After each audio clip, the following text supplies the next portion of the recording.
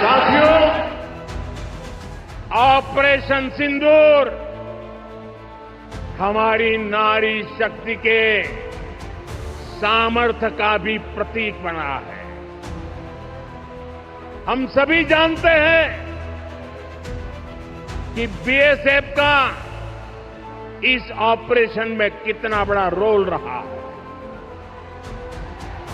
जम्मू से लेकर पंजाब, राजस्थान और गुजरात की सीमा तक बड़ी संख्या में बीएसएफ की हमारी बेटियां मोर्चे पर रही थी, मोर्चा संभाल रही थी।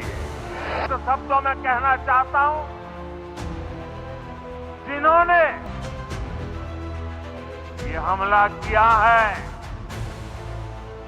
उन आतंकियों को और इस हमले की साजिश रचने वालों को उनकी कल्पना से भी बड़ी सजा मिलेगी। सजा मिलकर के रहेगी।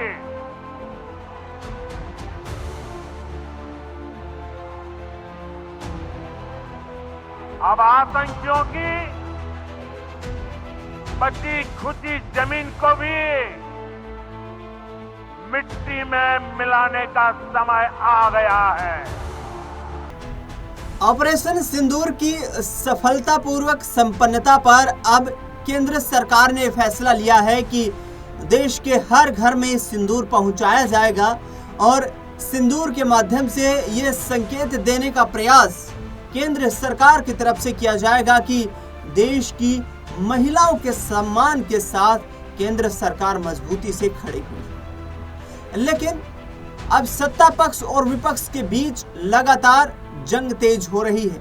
सिंदूर को लेकर सियासी बयानबाजियां हो रही है। सिंदूर को लेकर विपक्ष ने मोदी सरकार को घेरना शुरू कर दिया है। पहला सवाल तो ये उठाया जा रहा है कि आखिरकार सिंदूर किस उद्देश्य से पहुंचाया जा रहा है, जिसको लेकर बीजेपी के प्रवक्ता प्रेम शुक्ला का तो यहाँ पर बयानबाजी करने का तौर तरीका इतना विचित्र हो गया कि उन्होंने महिलाओं को लेकर ही और विशेष तौर पर कांग्रेस पार्टी की प्रवक्ता की माता को लेकर एक ऐसे भद्दे आपत्तिजनक शब्द का इस्तेमाल किया जिसकी देश भर में भर्त्सना हो रही है।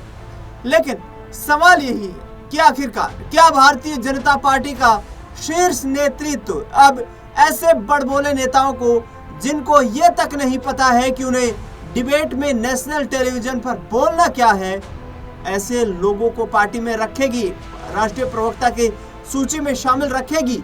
ये बड़ा सवाल है। और क्या ऐसे लोगों को तत्काल प्रभाव से निकालकर बाहर नहीं फेंकना चाहिए?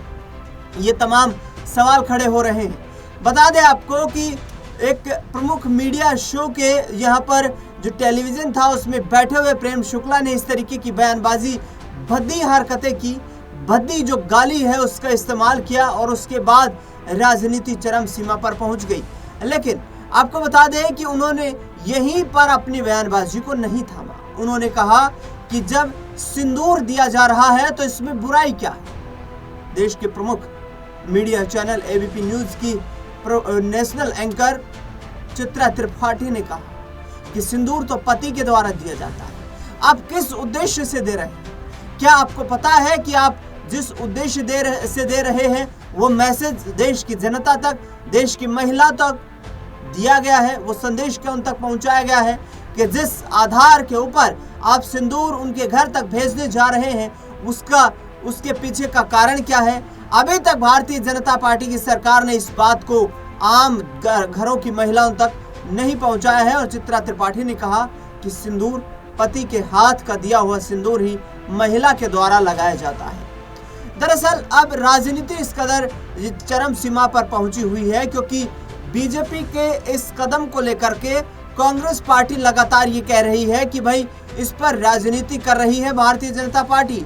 प्रधानमंत्री नरेंद्र मोदी बिहार से ये एक्शन लेने की बात करते हैं कि आतंकवादियों और उनके आकाओं को ऐसा सबक सिखाया जाएगा कि आतंक का नामो निशान खत्म हो जाएगा और उसके बाद राजस्थान में जाकर उसी ऑपरेशन सिंदूर को इवेंट बनाने में जुट जाते हैं। बीजेपी के जिस तरीके के यहाँ पर प्रवक्ता बयान दे रहे हैं उसकी चारों तरफ भर्त्सना हो रही है। इससे पहले जगदीश देवड़ा जो कि मध्य प्रदेश के डिप्टी सीएम हैं, मध्य प्रदेश कैबिनेट में मंत्री विजय शाह और इसके साथ साथ आपको बता दें कि भारतीय जनता पार्टी के राज्यसभा सांसद रामचंद्र जांगड़ा ने जिस तरीके के बयानबाजी की उसको लेकर भी बीजेपी लगातार यह विपक्ष के निशाने पर है। सत्तारूढ़ पार्टी को लेकर विपक्ष लगातार कह रहा है कि भारतीय जनता पार्टी के नेता कोई ऐसी कोर कसर नहीं छोड़ना चाहते हैं कि जिसको लेकर वे ऑपरेशन सिंदूर को राजनीतिकरण न करें। संपूर्ण विपक्ष सरकार के साथ खड़ा था, किसी ने सवाल नहीं पूछा, लेकिन अब जब प्रधानमंत्री नरेंद्र मोदी इस ऑपरेशन सिंदूर पर वाहवाही लूटने में जुट चुके हैं तो फिर सवाल तो पूछे जाएंगे और सवाल विपक्ष पूछ भी रहा है। दरअसल आपको बता दें कि प्रधानमंत्री नरेंद्र मोदी ने जिस तरीके से बिहार में एक रैली में संबोधन देते हुए कहा था कि आतंक के आकाओं का ऐसा हश्र होगा, और उसके बाद अब लगातार सवाल ये उठ चुका है कि ऑपरेशन सिंदूर लगभग संपन्नता की तरफ अग्रसर हो चुका है। हालांकि भारतीय सेना और सरकार की तरफ से दावा किया जा रहा है कि ऑपरेशन सिंदूर अभी समाप्त नहीं हुआ है, ऑपरेशन सिंदूर चल रहा है। लेकिन प्रधानमंत्री नरेंद्र मोदी उसके बाद फिर से बिहार में जाते हैं और कहते हैं कि एक बार आपसे वादा करके गया था और 1 महीने में वो वादा पूरा करके फिर आपके सामने आ रहा हूं। उन्होंने सीधे तौर पर यहां आतंकवादियों पर निशाना साधा तो राजनीतिक तौर पर कांग्रेस पार्टी ने बीजेपी को निशाने पर लिया और कहा कि आखिरकार 4 आतंकवादी जो पहलगाम की बैसरन घाटी में निर्दोष 26 लोगों को मारकर चले गए वो कब पकड़े जाएंगे। सुनिए प्रधानमंत्री का संबोधन जिस वक्त वो बिहार से ऐलान करते हुए नजर आए थे कि ऐसा हश्र होगा आतंकवादियों का, और उसके बाद ऑपरेशन सिंदूर के बाद क्या कुछ कहते नजर। इस आतंकी हमले में किसी ने अपना बेटा खोया, किसी ने अपना भाई खोया, किसी ने अपना जीवन साथी खोया है। उनमें से कोई बांग्ला बोलता था, कोई कन्नड़ा बोलता था, कोई मराठी था, कोई ओडिया था, कोई गुजराती था, कोई यहां बिहार का लाल था। आज उन सभी की मृत्यु पर करगिल से कन्याकुमारी तक हमारा दुख एक जैसा है, हमारा आक्रोश एक जैसा है। ये हमला सिर्फ निहत्थे पर्यटकों पर नहीं हुआ है, देश के दुश्मनों ने भारत की आत्मा पर हमला करने का दुस्साहस किया है।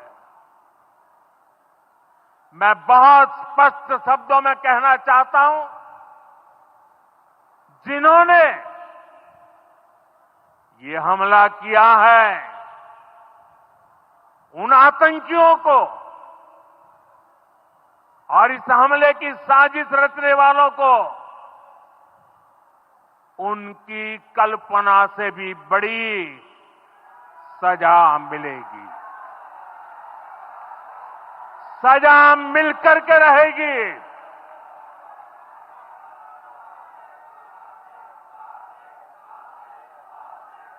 अब आतंकियों की बची खुची जमीन को भी